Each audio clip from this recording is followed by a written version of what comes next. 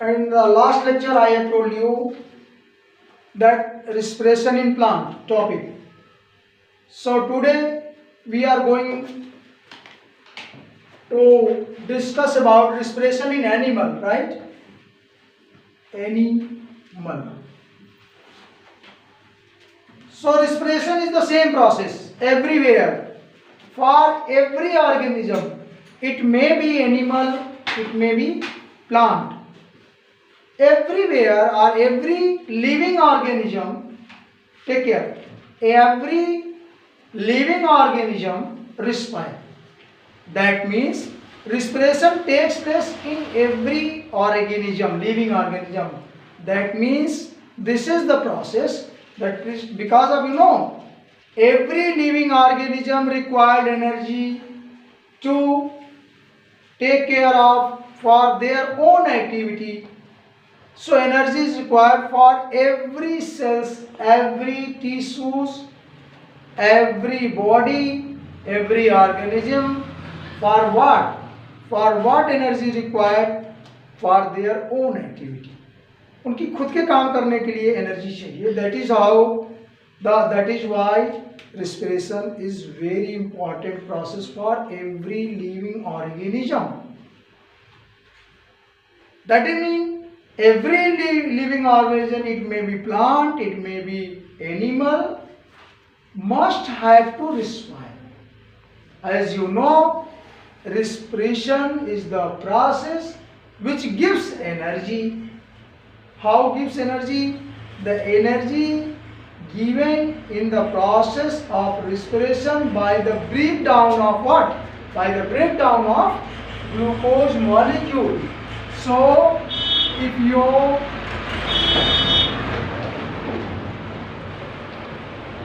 glucose molecule with oxygen, the process is the respiration only, and they gives what? CO2 as well as energy. So I had told you that this energy in the form of ATP. So how much 1 mole of glucose gives rise to how much energy? So this is the 38 ATP. 1 mole of glucose, that is 1 molecule of glucose, gives rise by the after the breakdown of the glucose bond, gives rise 38 ATP inside the where mitochondria, in which 2 ATP is needed for the glycolysis process. Later on you will get what do you mean by the glycolysis.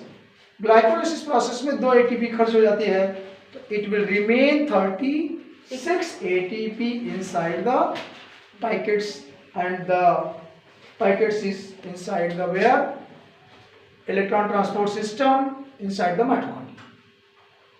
So my question is the same for you all, that respiration is the required process for every cell organism, because every cell organisms require energy for their own activity, and this energy will comes from where? From glucose, and the oxygen is needed because so this energy coming from the glucose by breakdown. In plant cell I had discussed already in the last lecture. Today I am going to take care of the breathing system in animal. So how these steps come? This reaction is come inside the cell. So called cellular respiration. Cellular respiration. That means inside the cell, that is inside the mitochondria, cell steps with the help of enzymes going on. There are enzymes, so many enzymes by help of which the glucose bond broken into carbon dioxide and energy. So before that in case of animal or in case of human being, they have no any stomata, lenticles. What I had told you in last lecture, that there is no stomata inside the male. We have lungs only for respire. We have lungs for inhale of oxygen, but plant have what? Plant have stomata for gaseous exchange. Plant have stomata for gaseous exchange. They inhale or exhale. There is no any process like that. But we have the lungs for what? Inhale and exhale of oxygen. That is so called breathing. Breathing system, in which what is going on inside the breathing? The oxygen intake and oxygen intake, right? And CO2 outside with the what? With the help of lungs. Suppose that animal have to respire with the help of their trachea. Here is trachea and again the nostril. Trachea, and after that we have diaphragm here. It's a triangle structure here somewhere which helps to inhale and exhale of the oxygen. That is process of breathing. So lungs chamber, that is so called air chamber, whatever, here and there, everywhere. Air chamber. Fine. So inhale of oxygen and exhale of CO2 by the process of breathing is the outer respiration, you can say. But whenever inside the cell oxygen has to pass with the help of mitochondria, they are going to break down of glucose what we have in the same process of respiration. So now here in the human being we have lungs. Lungs as a device, you can say, natural device. Lungs is a body or tissue, or you can say body system. You have respiratory system, and in this respiratory system we have a lungs. That lungs inhale of oxygen and exhale of carbon dioxide by the process of respiration, isn't it? So lungs have many other things or many other tissues. As you know, what do you mean by the tissue? Tissue is the, what do you mean by the tissue? Anybody? The tissue is the collection or combination of what? Cells. Tissue is the combination or collection of cells. So now in the human respiratory system there are at least 6 systems there, tissues. So it's like first nostril, after that pharynx, trachea, bronchi, bronchioles, and then after pair of lungs. So breathing is the system of inhaling and exhaling.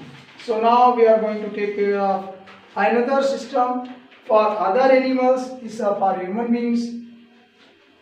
See, nostril, trachea, pair of lungs, what I can say, bronchi and bronchiole, nostril, etc. In case of other animals like the frog, amphibians, so guys, mosquito, other animals, or you can say insects, or you can say leech, or they have sometimes respire or breathe with the help of their इंट्यूबमेंट, चमड़ी से भी सांस लेते हैं.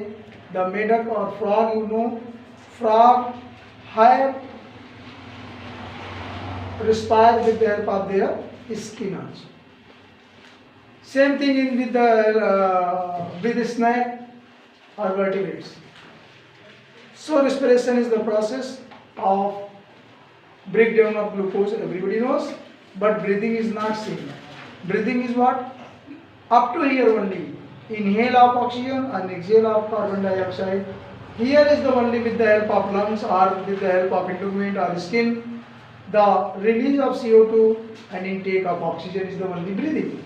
So may I ask a question again what I had asked you earlier, that is what is the difference between the breathing and respiration.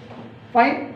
I think you have understood the process same as well. Close the things.